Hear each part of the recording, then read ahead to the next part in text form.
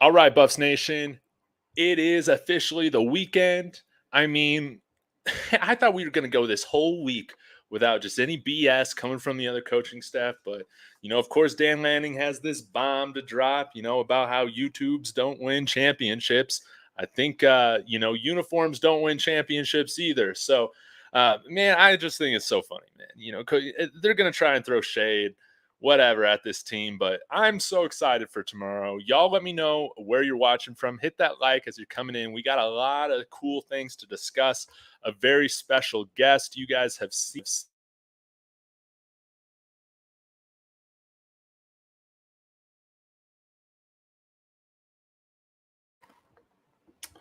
Man, I'm sorry about all that. Seems like my mic was kind of freaking out, but hopefully I'm okay now.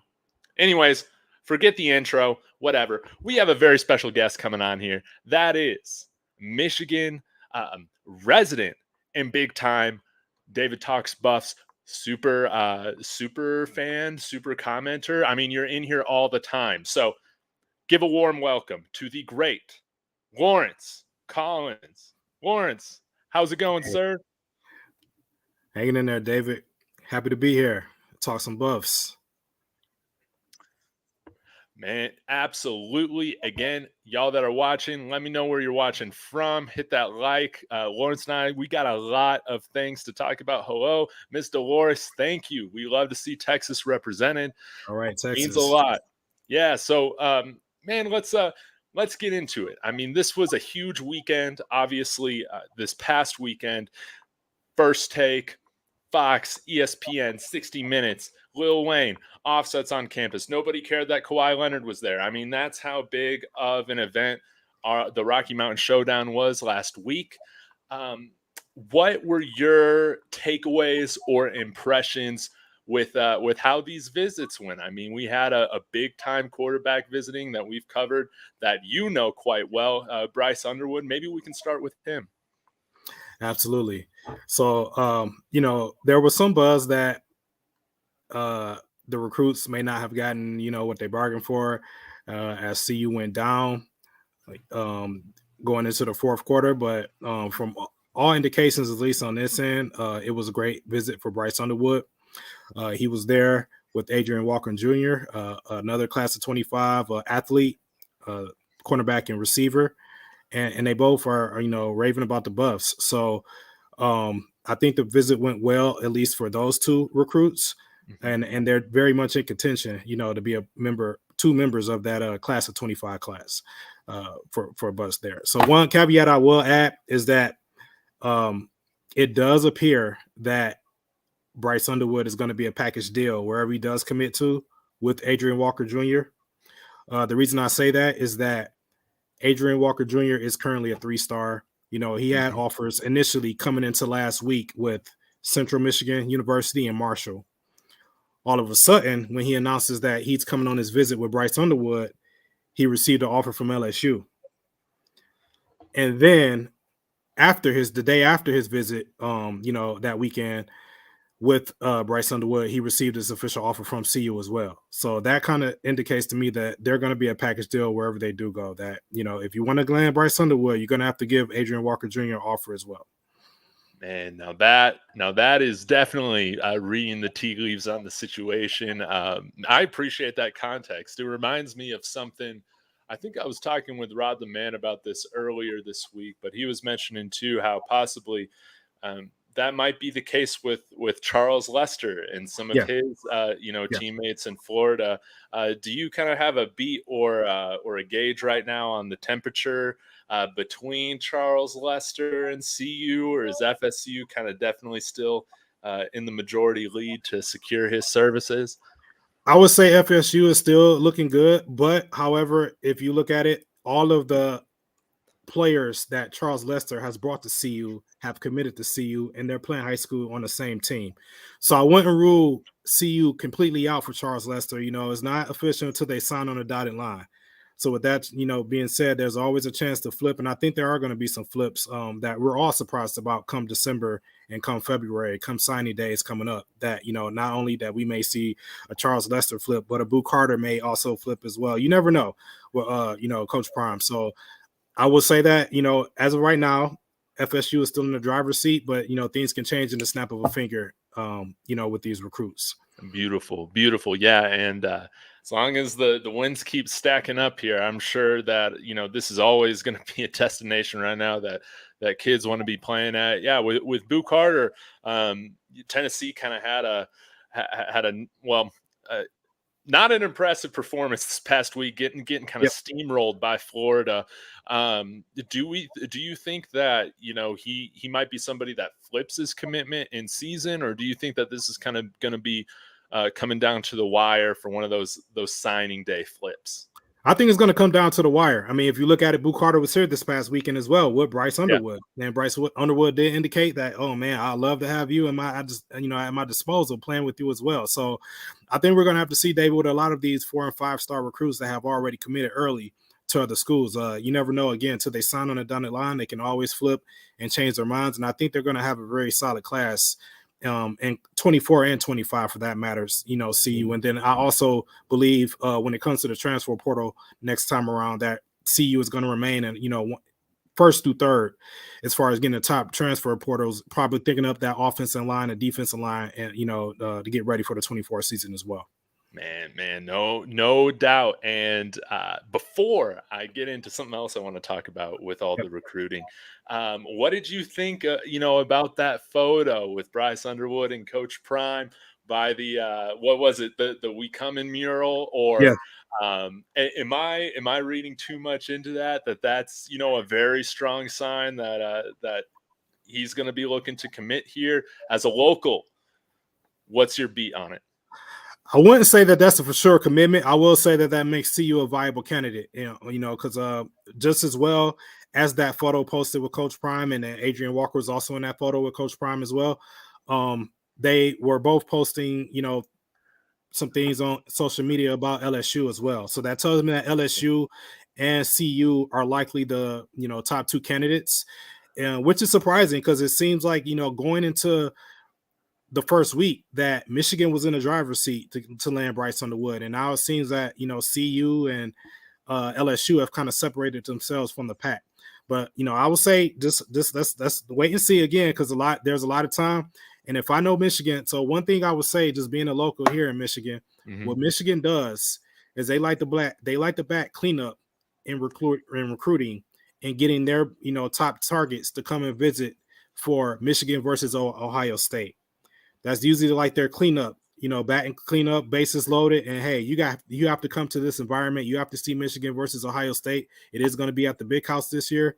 So I think Michigan is, they're still going to try to sway Bryce Underwood to stay in state. But we have a lot of time. He has his commitment date set for January 9th, 2024. So we just have to wait and see. But it does look like CU is in a very, very good, contention and a good position to get Bryce Underwood, as well as, many other top-notch recruits to come for the next couple classes. I cannot wait till we see that next commitment. And of course, I mean, with how fast the season's moving, I feel like, signing day is going to feel like it's just around the corner, and we're going to have, the next stockpile of guys coming in here and really putting together a solid foundation that's going to make some noise next year in the Big 12. That is for sure. One other thing I wanted to talk about with you, I don't think we've had the chance to discuss this yet since you last came on. Laurence Sapp looking to join the coaching staff. What are your thoughts on that? I definitely think he'll be a welcome addition. That's another Hall of Famer. It just seems like the defensive line resonated with him and connected with him just as, in his short couple days or a week that he spent, with the CU staff and the players last week. So that would definitely be a welcome addition, whatever the capacity is, whether he's a full-time defensive, interior defensive line coach or just an analyst that support Coach Sal and Coach Williams. However, whatever the capacity is, I think he'll be a welcome addition. I'll just pause 1 second though to say he still has to get that piece of paper, that degree. So let's let him get that first and fulfill the requirement to coach in the NCAA, and then we'll see what happens from there. So he did say that he is going to get it. So let's see him do it, and let's see him come along and strengthen the coaching staff. That'd definitely be a welcome addition. You can't go wrong with a Hall of Famer on that defensive line. You're definitely right. Any idea? Because I haven't seen this. What degree is he working towards? I don't even know. So that's the thing. No one knows. Like he said, he has to get his transcript. He's got to get right. It could be a degree in fishing for all I know. But as long as he has a 4-year degree, he will be eligible to coach in NCAA. So let's just see, what he does, and hopefully he does fulfill that requirement, however many classes he needs to take to get that 4-year degree and come along to the staff. Man, I'm just imagining, these recruiting trips and these pitches. You got Coach Prime and Laurence Sapp there, with their gold jackets on, and then coming in to meet with whatever prospect. Maybe it's Bryson or Wood next. You got Brian Kelly with his fake Southern accent. I mean, we gotta beat these guys out, right? That's right. That's right. Well, I will say the fake Southern accent is not going to get Bryce Underwood to sign with LSU. We don't have that here in Michigan, so that's not going to win any cool points with Bryce Underwood if he pulls that out of the chamber. So, oh man, it's funny. But let's stay in the state of Michigan here really quick. I know we got a lot to talk about with MSU and possibly some transfers that we should keep an eye on for them eventually coming over here to the bus. But before we dive into that, with all the news with Mel Tucker, with them putting him on suspension right now with intent to fire, it's looking like he's gone. Any chance that Urban Meyer is somebody that's offered that job at Michigan State? Urban Meyer, not a chance. Not a chance he'll take that job. I only can see Urban Meyer coming back to one of the top jobs, the kind of front run, so to speak. Yeah. You're going to have to rebuild Michigan State anew, whatever coach that takes over. And even with Mel Tucker, they have lately been losing the internal state recruiting battles to Michigan and Ohio State and even Penn State. So that's going to be task number one, to keep your in-state talent in-state and to come to Michigan State. When Michigan State was viable, they were able to retain a good number of the in-state talent, and then they also had a good Midwest footprint to pull, some 4 or 5 stars from Ohio and neighboring states, Pennsylvania, Wisconsin, Minnesota, and that's how they were able to compete year in and year out for the Big Ten. So that whoever they hire, they're definitely going to have to be a great recruiter or have a great recruiting staff to restore Michigan to Michigan State to relevance, because right now, they just haven't had the top tier players collectively to put together winning seasons. Mel Tucker did have a good year his first year, but that was primarily due to him hitting the home run with Kenny Walker in the transfer portal. Kenny Walker was a pro, so he came in, had a good season, left to go to the NFL, and you could see the recruits that he's had since then. He's had a couple, wins, so to speak, but like a Keon Coleman is down at Florida State now. He was at Michigan State.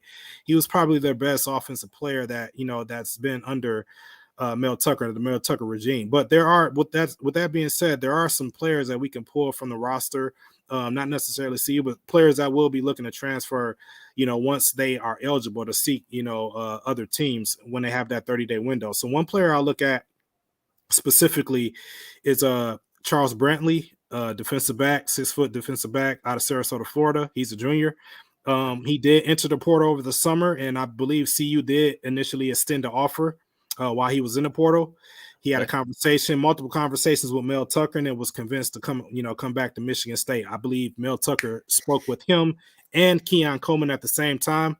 Keon Coleman stayed in the portal and went down to Florida State. Charles Brantley returned back to MSU, but that's a nice corner with size, good coverage skills, someone to watch.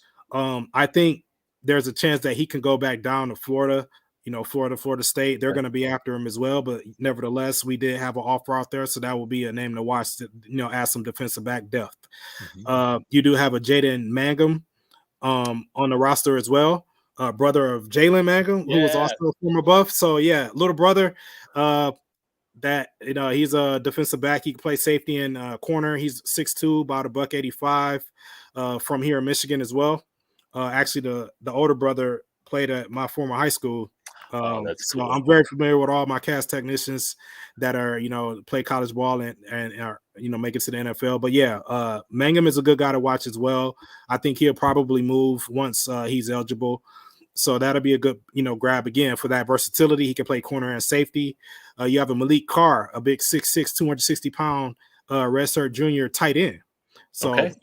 That's definitely a position of need at CU just to get some big bodies, if not for anything else, just to help in the running game. We have some pass catching tight ends out there with Mikey Harris, Passarello and Mhm. Fourier, but Fourier. we Yep. need some good, big chunky guys up there just to run block. So Malik Carr would be a good guy to poach. And then we have an Antonio Gates Jr.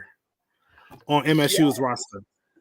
So Antonio Gates Jr., 6'2", about 200 pounds. He's a big body receiver, not quite tight end size, but he is a big body receiver. Not the fastest, but again, he has that big Javon Antonio type build. He's probably going to look to be moving on, once he's eligible, because he really hasn't received much playing time. He's a sophomore right now. I think he's a redshirt freshman, as a matter of fact. I think he redshirted Okay. last year. So, he has plenty of time to, develop and grow. But that's something I will, someone I would actually, take a flyer on. Why not? It's a Hall of Famer's, son. And we have a Derek Harmon on the team as well. If you want to go get some beef, offensive lineman, redshirt sophomore, 6'5", 320 pounds out of Detroit, Michigan. So, yeah, you're definitely going to have some players to, choose from, whether or not you want to go beef up that offensive line, defensive line. If you want to look for the skill positions, you have to, choose of the litter for the, those positions as well. But I would definitely look at their roster and see if you can get, a player to at least throw some offers out there and strengthen up, our roster for next year, because they wouldn't be eligible to play this year, but they would next year. Man, thank you so much for that detailed breakdown. Yeah, because I think that there's a lot of guys on Michigan State, like you just laid out, that can help this team, can contribute to this team. And I mean, from the bus perspective, man, it was looking rough at first, but Michigan State is just the gift that keeps on giving to this program. They might have gotten out to an early lead, poaching Mel Tucker from us after 1 year, but without that poach happening, we're not the bottom of the barrel. We're not terrible enough to where I think this university and program, kind of realigns, recommits to football, and then makes an offer, to Coach Prime. So it would be nice. It would be nice to get some transfers coming back our way too, and having somebody out here like another Magnum brother, having Antonio Gates Jr. out here would be really cool, especially since Tim Brewster coached his father and all that. Really exciting stuff. Have you had time, or are there any other potential guys right now that are just on your radar, whether that's from the high school level or the transfer portal, or future transfer portal level, that you would want CU to be targeting? Oh, absolutely. So I was ready for you to ask this question, because there was a player that caught my attention as I was looking at another game and another player, the team they were playing. So here we have a Brenda Davis Swain, who plays for West Bloomfield High School. Mm-hmm. And they played a game against a team called Birmingham Groves. And Birmingham Groves isn't that good. They're not really good. But somebody on that team was just a running back, just popping runs, just like a one-man band. So I'm like, who is this kid? And then I saw his last name and saw his number. His number was 20, and his last name was Sanders. No. I said, this guy's just popping long runs. Number 20, Sanders. So this kid would be Noah Sanders, son of Barry Sanders. And today, he's a class of 25, so he's a junior. Okay. And he only has one offer to date from University of Toledo, but he has talent. He has talent, and that's someone like that. Someone like that, I would like see you to get on, right away, because this kid was popping and just breaking long runs, just out of nowhere. And his team isn't that talented, but he's definitely a diamond in the rough. So that's one player I would like see you to jump on, quick, soon, in a hurry. Because if we wait the next year, he's going to have, you know, all the blue bloods after him. Right now, he only has one offer, but that's a player to watch here in Michigan. Noah Sanders, son of Barry No Sanders. Sanders. Wow. Yeah. And I think something like that, you know, when you're able to be one of those first schools to offer, Yep. you know, that kind of trust and loyalty can definitely go a long ways. And man, I'm sure Coach Prime and Barry Sanders have had, you know, their share of conversations. So that would be something really cool to see happen. That is, you know, that's for sure. I if you want to stay on this topic, that's fine. But I wanted to circle back to Michigan State really Okay. quick, if you don't mind, Sure. just to kind of get your pulse on really quick, in terms of, you know, how does Michigan residents right now feel about the state of the program? I think, you know, initially when they went out to go hire Mel Tucker, very attractive job. You know, they offered a handful of different people, or were looking into a handful of different coaching candidates to come there. I think now, regardless of, you know, the details of the situation that is leading towards his departure, personally, I don't think it's a good look for the program. You know, you've had boards of trustees members leaking information. It's clear that there's yeah, just even the level of expectation seems to be that of a Michigan or Ohio State, which seems to kind of be weird to me. But right now, kind of what is the beat on Michigan State's program perception right now? And is Sean Lewis possibly somebody that you think that they're going to make a run at? Yeah, good questions. So yeah, we can stay on that. Before I get to that, I want to add one more thing about recruiting, and it is Michigan State related. So Okay. um, in light of what's going on with Mel Tucker, and you know, with him, the university preparing to fire him and everything like that, CU has extended another offer to a Okay. Michigan State recruit, commit, Nick Okay. Marsh, who's a receiver, like a 6'2", 6'3" receiver, here in Michigan as well. He was a Michigan State recruit. And that would be a good get for the class of 24 for CU as well. Just want to throw that out there. But as Love it. far as, you know, the expectations of the program, and you know, what are, because I have a lot of friends that are Michigan State alumni, so they follow that program. They bleed green and white. A lot of former, you know, high school football players I played with played for Michigan State and things like that.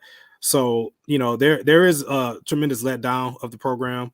How everything transpired. Of course, yeah, Mel Tucker did do certain things wrong, but as you stated, the university is at fault as well for Yeah. you know, covering up, especially after the whole Larry Nassar scandal and everything like that. It really looks bad. It's a black Yeah. eye on Mel Tucker, and it's a black eye on the university. So they're just gonna have to wash their hands. I mean, when it was revealed, and like you said, the former board of trustees member that leaked the information, once Mel Tucker's name was out there, there was no coming back for Mel Tucker for that. They said, yeah, they initially suspended him, but they were Mhm. gonna there was no coming back from that suspension once his Yeah. name was revealed, and after his admission, you know, of whatever he said and did. So they're gonna have to wipe their hands of Mel Tucker, you know, in light of this whole scandal and situation. And yeah, I definitely think that they would try to make a run at Sean Lewis. I don't see Coach Prime. You know, I think that's a little bit ambitious for Michigan State to say, "Hey, let's try to go out to Coach Prime." But I definitely can see them making a run at Sean Lewis, or a Okay. coach like that.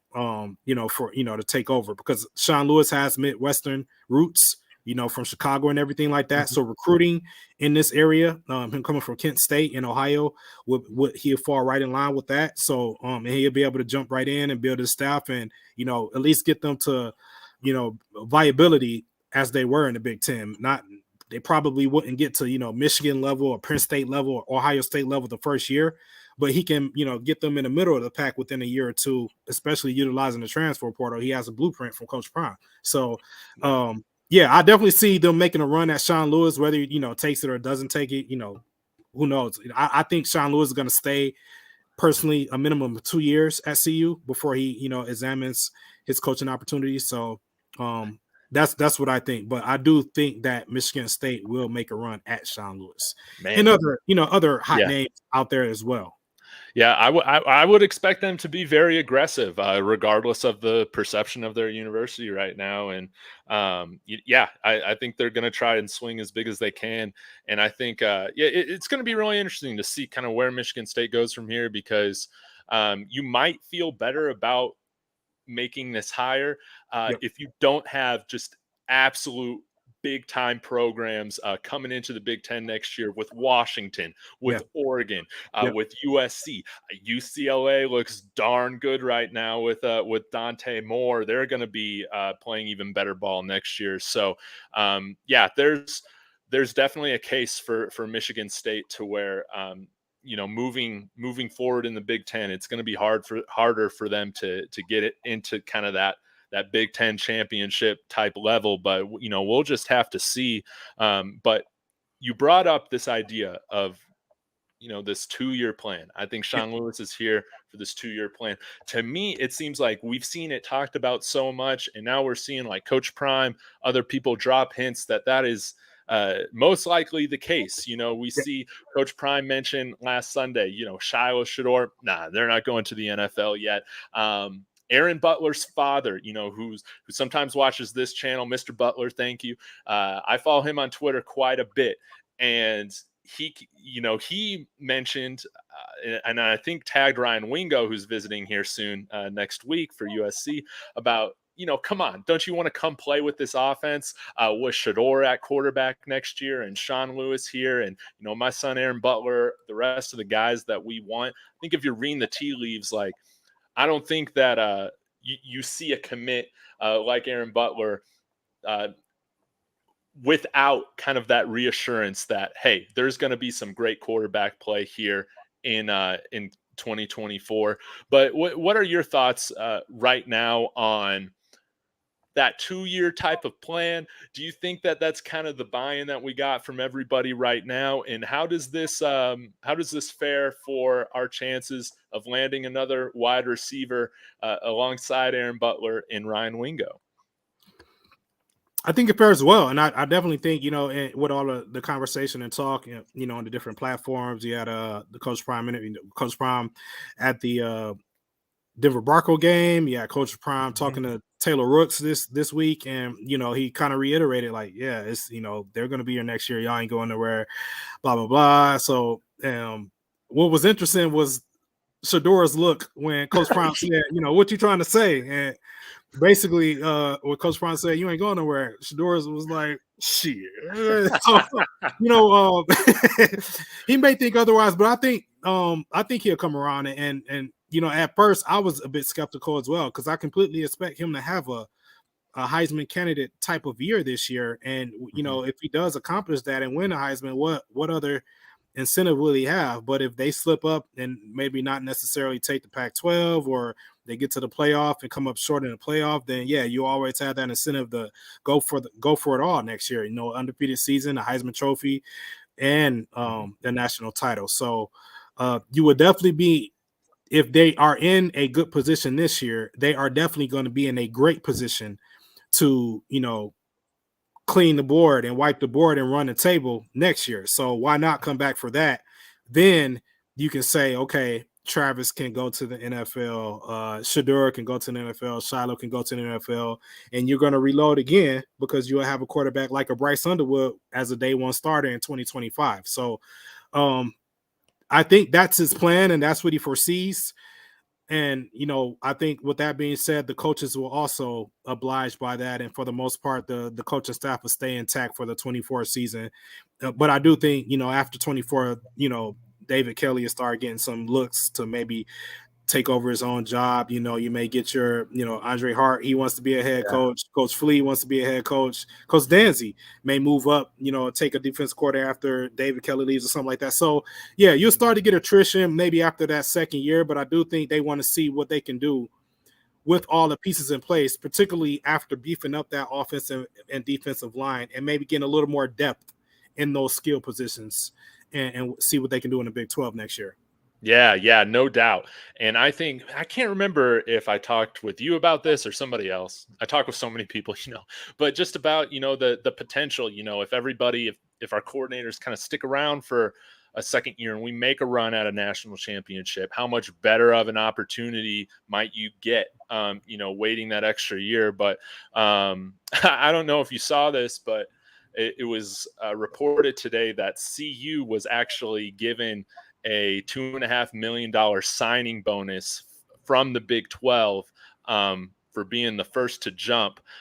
So maybe some of that can be allocated not only to Coach Prime, but also kind of re-up in this coaching staff. I think everybody, what we've seen, has been just stellar so far. Everybody deserves raises, throughout the gates, or out the gates. So it would be awesome to see. I think one question I have for you, Laurence, is: are there any other defensive linemen right now, whether that's portal or high school, that we should have our eye on, that has still been kind of a slower developing kind of story, I guess, when we've seen potential defensive linemen offered and visiting? I know we got the guys from Valdosta committed, but do you foresee the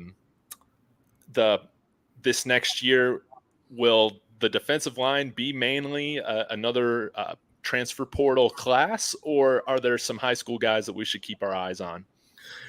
I think it's going to be the combination. I honestly think next year that they're still going to stick as close to that 40-40-20 formula as possible. You may get a little bit of an adjustment with more high school classes, a little more uptick in their high school recruiting, especially if they get better players in, which I expect them to get. Yet still, I don't expect them to have a top 10 high school recruiting class in the second year just yet.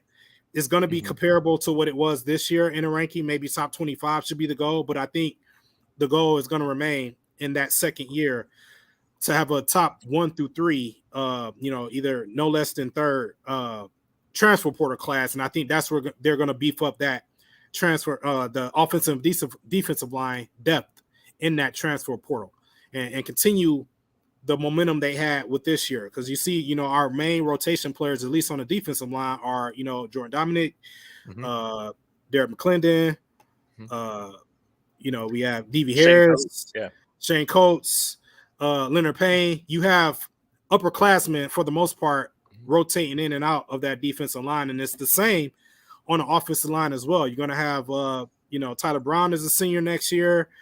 You're going to have Big Tank as a senior next year. Even the recruits that some of the transfers, BB that came in, I don't know if he's going to have another year or not, but I think they're going to continue that model to get more experience on the offensive and defensive line and that added depth with a sprinkle of, underclassmen and freshmen to develop along the way as well. So when they'll be ready in that second year, 2025 class, where you're pretty much going to have to start the team anew, but you're going to have that developed talent from the last two, classes that you had, that you recruited, in addition to the top maybe 10 or 5 class in 2025. I think that's when you're going to see the influx of high school level and defensive linemen and offensive linemen, as well as skill positions. With CU have one of the top 5 classes in the country from the high school ranks there. So I wouldn't say, I don't see anybody yet, at least from the high school rankings, like I say, we need to go get that guy per se here and there, because I still think they're going to continue to hit that transfer portal this next upcoming offseason to boost up the offensive and defensive lines. But don't worry, that top 5 high school class is right around the corner. So I would say, don't worry, it is coming soon. Well, man, I love it. It's coming, and only 7 or 8 dogs away. So I think we'll definitely be able to fill out what we need in this next recruiting class for sure. If it's okay to switch gears, Laurence, I wanted to get your thoughts right now. For the 10 minutes or so that we have left, talking about what you're expecting this week. The Buffs going into Eugene, their hardest test of the year so far, and a good challenge to, really come together, play that complete game that we've been waiting to see so far. What are your thoughts on it? Yeah, so, we have all the naysayers out there, 21-point underdogs, the big bad Oregon Duck up in Eugene, blah, blah, blah. So this is, I pretty much have 3 points that I think CU needs to execute in order to win the game. So number one, jump on them early. You know, Mhm. it's nothing like being an underdog and you come in as a road team and you get them down early. You know, similar fashion to TCU, defense took the field, went 3-and-out. Offense came, drove down the field, scored a touchdown. Everyone in the nation was like, "Holy shit, CU is for real." I mean, I think they need to do that because at the very least, they need to match Oregon. If Oregon starts scoring, they need to match them on offense and say, "Hey, we're right here." Mhm. So I think if they do that, you know, it's going to spell success for CU. And I was just watching Sports Center today, and Booger McFarland was on there just saying that just remember, yeah, CU is 21-point underdogs, but CU is going to have the best player on the field at all times with Shador Sanders. So Mhm. CU has to remember that, like, hey, you know, this is a bit bad. Oregon Ducks, they're, you know, undefeated so far. They're at home, but we have the best player on the field, and we will at all times in Shador Sanders. So again, take advantage of that, get them down, play the offense with pace like they can, and at very least match Oregon scores. But if you can, get them down early. And that Mhm. brings me to my next point: the defense. Continue to be opportunistic on defense. So we know that so far CU's defense have given up a lot of rushing yards, a lot of passing yards overall. From a yardage standpoint, they're not great, but yet they lead the nation or they're right up there in turnovers. So they are opportunistic. If they continue to play that way, they can beat Oregon. They can, if they'll get a timely turnover, a fumble recovery, an interception, a 3-and-out, a bend don't break, you know, a long drive and you hold them 3 points. Again, that's a win. Take that win and then again get the ball to your best player on the field, Shador Sanders, and go down and score a touchdown. So again, Mhm. if the defense is opportunistic and play with that bend don't break mentality, don't worry about the yards. Just force turnovers as they have, you know, the last 3 games. And then lastly, you know, it's kind of, I said it on, you know, on social media, you know, limit the mistakes and the penalties. That's kind of self-explanatory. Yes. Um, don't shoot themselves in the foot like they did several times in the CSU game. Uh, when you have a holding or, you know, a legal block in the back or whatever the case may be, Yep. and you put yourselves in a, you know, a 2nd and 25. For all intents and purposes, that drive is over. So don't get yourself in a position where you're killing yourself with drives with stupid penalties and things like that. You know, false start, things like that. You know, you got to go. You got to go silent count. You know, they've been practicing with the crowd noise, and then the same thing on their defense as well. We don't need any holding or, you know, Mhm. pass interference. Display straight up defense. Ben, don't break. So, you know, limit the penalties because, you know, we saw how penalties did CSU in, you know, and helping CU win the last game. So we have to be on the other side of that. We can't be the road team just racking up all these, you know, useless, senseless penalties, shooting ourselves in the foot. Because I think, again, talent for talent, I see CU having a more talented roster. And again, I'll go right back to it. They have the most talented player on the field. They have the best player on the field in Shador Sanders. Mhm. Mhm. Yeah. So, I think as long as, like you said, if we can get out to that quick start, man, it's a whole new ball game from there. yep, And I think, yeah, if you allow these underdog teams to stick around, I mean, we were kind of there with TCU. You know, absolutely. once we're right there, everybody's believing. Everybody knows that we can hang and that we can win. And then on the flip side, you know, kind of you know, allowing a team that we should take care of business of in CSU, allowing them to hang around, kind of gave them you know, a confidence of It did. probably playing, if not their best game of the year, one of their best games of the year, and you know, almost knocking us off. So I think you hit it right on the money there. We got to play just a cleaner game this week. I wouldn't be surprised to see Oregon, you know, try and bait us into some of those, you know, dumb penalties because we've been baited every week so far. That's right. And you got to play composed football. I think if, you know, Oregon gets this win, it's gonna be because we haven't made that improvement yet to playing more consistent ball, penalty free, mistake free ball. But if CU takes a step this week, which I think we've all known that this was a process for this team, they take that jump this week, I definitely do like their chances, getting another upset. So, are there any players that we should keep our eye out for? That you want to see or expect to have their moment this week. Certainly. So it's going to be. I'm going to caveat that question right there. What I want to see who's going to step up in absence of Travis Hunter on both sides of the ball. So I would like to see Dylan return to form with the return of Alton McCaskill in the backfield. I think that provides the opportunity of Dylan, to move around the field a little more and not just be, back there behind Shador and kind of predictable what, how he's going to get the ball. So you can utilize Dylan Edwards and make him a little more versatile with the presence of Alton McCaskill. And speaking of Alton McCaskill, let's see what he's going to do. He's out there. He's been trying to rip that yellow jersey off. It's off now. So let's see what he's going to do and what he's going to provide for this offense and hopefully bring a little bit of balance to the CU offensive attack. And then we have the return of Javon Antonio as well. Yes. So hasn't played since the first game. And in that first game, he was relatively quiet, at least from a catching the ball perspective. He did provide some blocking.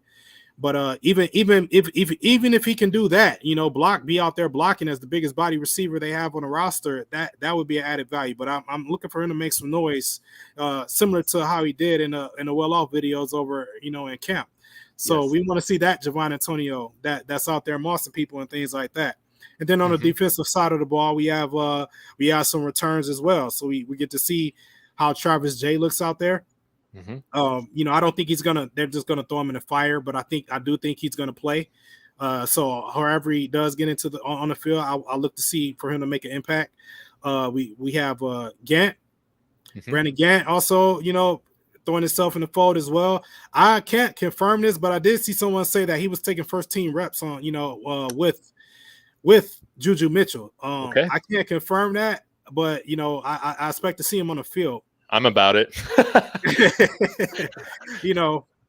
I root for my hometown guy Marvin Ham to continue to stay on the field, but he's been a little bit inconsistent. He has made some. I think he does lead the team in tackles, but he has washed himself out on certain plays as well. So he hasn't shown that consistency, and that's Coach Prime's mantra. Like you got dogs right behind you ready to eat. When they come off injury, you gotta prove yourself to stay on this field. So it wouldn't be surprising, it wouldn't surprise me one bit to see Brandon Gant get some of those reps, a little more Demoy Kennedy. Hopefully that he's coming around where he actually can play more than just special teams with a mobile quarterback and Bo Nix. So I'm looking for the front seven to make some noise. I kind of know what the back four can do. Again, not necessarily opposite of Amarian Cooper. I'm curious to see who they're going to plug there. I know they said they're going to be, cornerback by committee on that other side with maybe a rotation of Travis Jay, a little bit of Breed Love. And we'll see if Kermani actually has gotten the message from Coach Prime, like, hey, you got to step it up, buddy, if you want to see this field. Like, nothing's going to be given here. You have to take it. So we'll see if we see a little bit of Kermani on the defensive side of the field. I believe he did get some special team reps against CSU, but I'm anxious to see if Kermani actually breaks through and gets some field time on the defensive end in the absence of Travis Hunter. So that's what I want to look for. Who's going to step up and be the primary playmaker on both sides of the ball in absence of Travis Hunter? Man, most definitely. Yeah, you brought up a lot of guys that I'm definitely going to be having my eye on tomorrow watching the game with Big Dog. But I think one other guy that I'm really interested to see how they perform this week, and again, not returning from an injury, but I just think someone that could be featured a little bit more could be on offense, Tarveris Dawson. He has been such a dependable receiver right now for the Buffs, and I wouldn't be surprised. I think a lot of people think like, okay, with Travis out, we're going to go Javon. I think Javon's going to be on the field quite a bit, but Dawson's made big plays. He's had really sure hands, and I wouldn't be surprised if he leads the team in receptions just this game because of how much attention they're going to be giving Zay, how much attention they're going to be giving Jimmy, and all that. And then, on the defensive side, this was something I haven't really thought about until Steven from the QB Spotlight brought this up this morning, is that I forget the percentage, but the vast majority of Bo Nix's passes have been like 7 yards or less downfield. And I wonder if we see a little bit more of an aggressive defensive approach in which maybe not we're stacking the box like crazy, but we're playing kind of closer coverages. We're okay with testing Bo Nix with his deep ball accuracy. Obviously, this would be a lot easier to implement if we got a guy like Travis Hunter behind that we can trust to just take a guy out man to man. But I want to see some more tenacity from this defense. I want to see some ferociousness, and I think eventually, they're going to step up. They're going to have their moments this year. I want it to be this game because they've been getting a lot of flack, and I know they feel it. And Coach Prime was just saying, the stopping the ball, it's a mentality. And hopefully we can kind of see them turn the corner mentally to get to that point where they can stop the ball. So, man, I'm really excited for this game. I do want to say, too, real quick, with Javon Antonio, you brought this up. He's going to be super helpful in the blocking game, whether he's blocking out for swing passes, for screen passes, running backs that run out there in the flat. I think that we have kind of missed him, being out the last couple of weeks, being able to bring that. And again, I'm not nearly as nervous about our offense right now, even without Travis out, because I feel like we got so many weapons, and again, we got the best player, I believe, on the field. It's going to be about who steps up on defense, and we got a lot of guys returning, and we got a lot of guys who are hungry to prove themselves. So, do you got any bets going on the line for this week for the Buffs or anything like that, or you got any predictions, expectations, any of that? Yeah, I went ahead and wagered. I put some stuff on C. I put a little bit of money on CU a couple weeks ago for this game, so I'm pretty much covered if they win by 1 point all the way.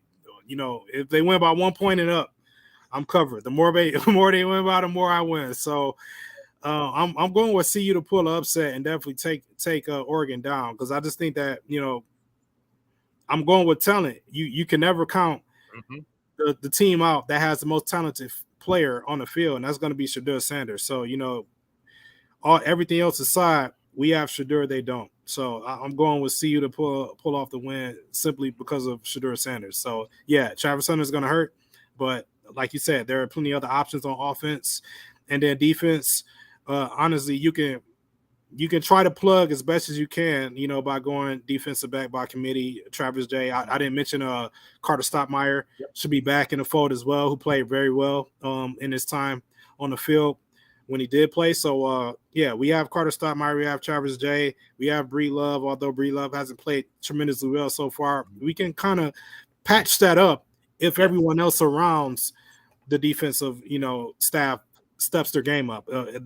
Particularly if they get more of a, I'm looking for that front four to create some pressure. The Jordan Dominics, the D-Max, they don't have any sacks. So I'm looking for some sacks. These guys came over as big time pass rush artists from the schools they came from Florida State, from Arkansas, in the case of Jordan Dominic. So I'm looking for these DNs that we recruited, and we're looking very good in the offseason to, generate some pressure on Bo Nix and force him into a mistake. Similar to his days in Auburn. So we do that, man, we'll be in good shape. Most definitely. But yeah, definitely. That's where I want to see the step up more than the defensive backfield. I want to see the front four step up to help our defensive backs look better. Yeah. That's generally speaking, when you have a good defensive backfield, you have a good front four as well. If you look at the great teams at Alabama that they've had in the past, the Georgias, they're stout up front first and foremost. That's why they generate turnover. So yeah, we have the talent. They have talent. Yeah, we don't have the high school recruits and all the 4 and 5 stars across the front line and just yet, but we do have talented players that should be able to make plays. Bishop Thomas, come on now, Amari McNeil, you guys got to make some plays up front. And they've made timely plays, but I want to see some quarterback hurries, quarterback sacks. I want Bo Nix uncomfortable the entire game from that front four, and we definitely have the personnel to do it. But hey, this is what it's all about. This is what Coach Prime said. This is, if you guys want to be what you want to be, you got to make plays in games like this. So yes, and yeah, our front seven isn't where we want it now. It's not where it's going to look like next year. But there is enough talent on our lines to win in this conference. That is for sure. And guys like Bishop Thomas, Amari McNeil, younger guys, they have had their moments. They have flashed. They've made their play so far this year. Now it's about putting it together, being more consistent.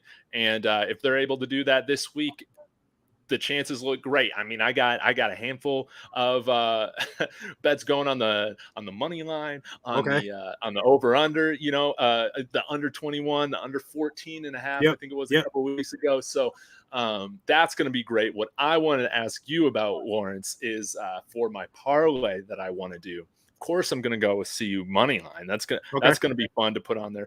But should I be putting my money on Notre Dame to get the slight upset win at home over Ohio State? I am going with Notre Dame in that game. I think that they, I'm a Marcus Freeman fan, so I'm a fan of what he's done over there. And he's, kind of righted the ship for the most part.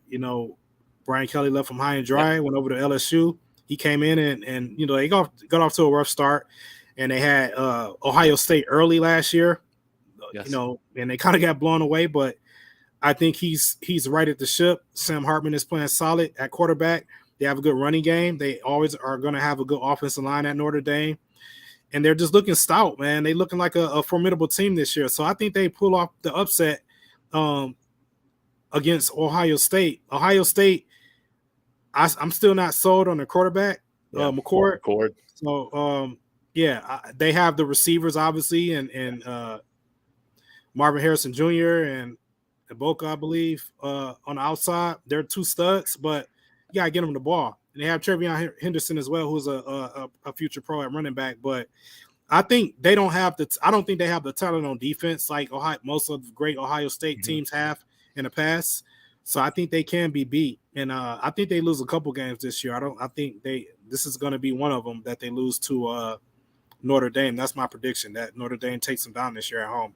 Yeah, I think so too. So I guess that will be the last bet that I make before Saturday hits. Countdown timer. You made me laugh here. No, David, save your money. Here's the thing.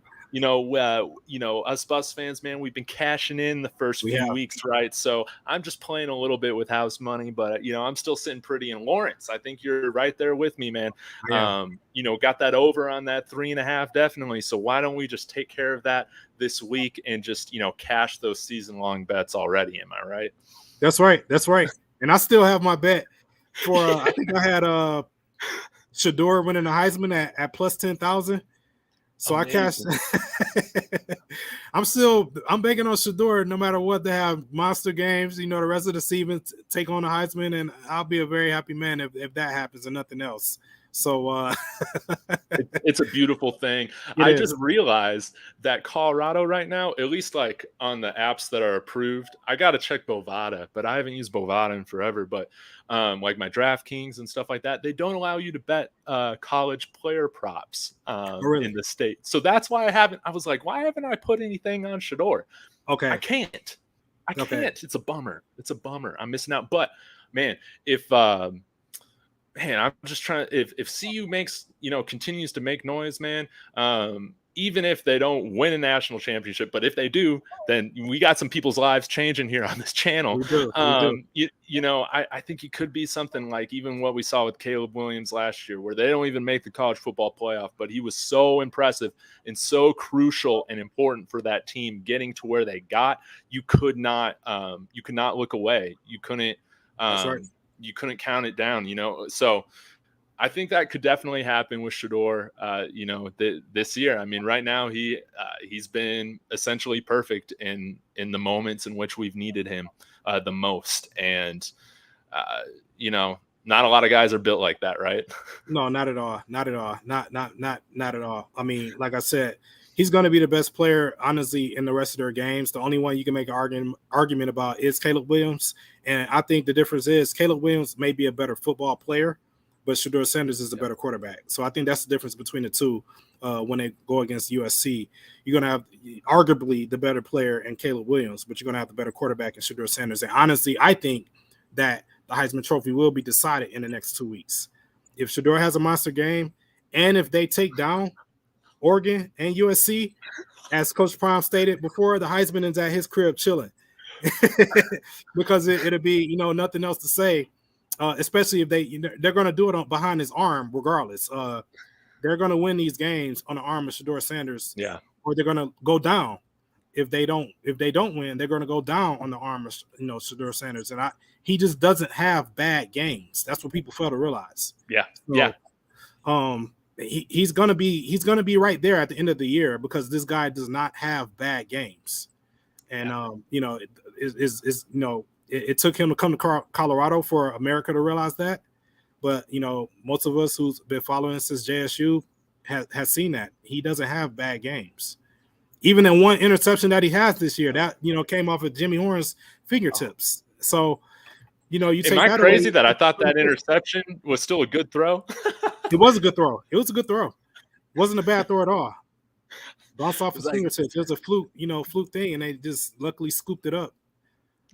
Yeah. And then after that, you didn't see any of the bad throws or interceptions or things like that. So, I think that's going to be a reoccurring theme, and I think. Again, with Shador Sanders pulling the trigger, they're going to be right there in it against Oregon. I think we will see CU lead in viewership for the 4th week in a row, setting a new high for the season, of course. And then, then the circus comes to town again, with Big Noon again back at campus next week. And, Undisputed is going to be doing stuff on campus.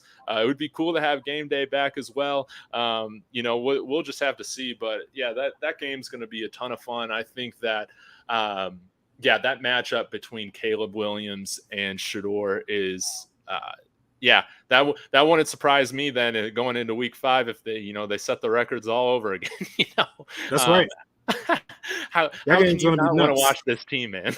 Oh man, you have to watch, and these networks are just fighting over, who's going to broadcast them the rest of the year. They're going to be on ABC or Fox the rest of the year. You're not going to have to search the Fine Above game the rest of the year. You see, they're already sold out for the first time in history. All the whole games are sold out, and it's similar to JSU last year. They're a road show, so wherever they play, they're going to sell out that stadium as well. And it's not only going to be beneficial to CU, but whatever school they play this year on the road, they're going to sell those games out if they haven't already. So it's definitely going to be the hot ticket in town to get the watch CU football. Definitely. And this is something to watch out. I don't know if you've seen it, but I want to let some of the viewers know that Oregon is doing something really cool at their stadium tomorrow. They're doing their first ever, what do you call it? Like checkered, crowd or whatever. So the goal is, I think it's to have, green and white or yellow and white alternating. It's going to look really cool. Hopefully they pull it off. But I think, with how Tennessee does that, I got you. Really nice. So I think that's going to be fun. I think we're going duck hunting tomorrow. It's going to be fun. And, come on, the Buffs, they got to take down the Ducks, right? The Ducks are so much smaller. Even the Aflac Duck is rooting for Coach Prime and the Buffs to take down the Ducks. I mean, this is just destiny, right? This has to happen. I think it is. I think it's destiny. So it will be. I hope they pull it off. I hope they have green and white every seat, and then CU goes in there and just tears them up, carves them up, as Shador said the last time. Just go in there and carves them up. So that's what I'm rooting for, and that'll just make the USC game that much more, anticipated and exciting because the stars are going to come out for that one for sure. They're going to be probably quite a few, up there in Eugene tomorrow as well. But I mean, when it comes to USC, you're going to see some major fireworks at that game, man. It's going to be crazy. So. Absolutely. Okay, well, as we wrap things up, Laurence, again, thank you so much for your time. This is so much fun. How are you planning to watch the game tomorrow? I'm curious.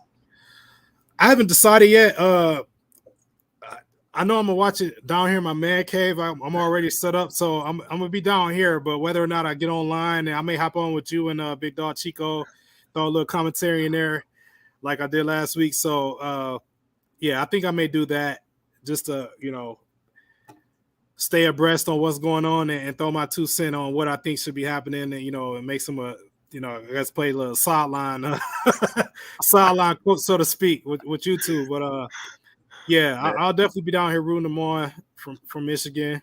It's a pretty good start time for me, so I don't have to stay up to 2 a.m. like I did last. I'm ready to go to bed on time, I'm man. so thankful for that. So yeah, I'll probably watch it with you guys online. You and Big Dog. Well, it'll be a lot of fun. Again, guys, be sure to check that out. I'll have it on my page here soon, so be sure to hit that bell notification so you can watch Big Dog and Dave during the game tomorrow. And Laurence, before you go, I know you don't have a YouTube going, but you are on Twitter. Where can the people find you? Yeah, I'm on Twitter. I don't really do any posting or videos or anything. I just come on here and kick it with you from time to time, and I also go on dnvr. Shout out to my guy Zion in the chat. Yes. We always have each other's back, Zion. So but yeah, if you want to get at me, just get at me on Twitter. Laurence with a U, Collins, and then catch me on YouTube if I so happen to make a comment on a story as well. But yeah, that's all. Just Laurence with a U, Collins at YouTube. Man, I love it. Well, again, thank you everybody for tuning in. Thank you for the Ducks fans that tuned in. It's been fun to preview this week and look forward. I'll be with Ryan doing a post game on Sunday for big time Ducks fan again. So that's going to be fun. Thank you everybody for checking this out. Please hit that like on the way out. That's going to help spread this out to other Bus fans, Prime fans. And Laurence, we'll see you again soon. And as always, Go Bus. Go Bus. Thanks, Dave.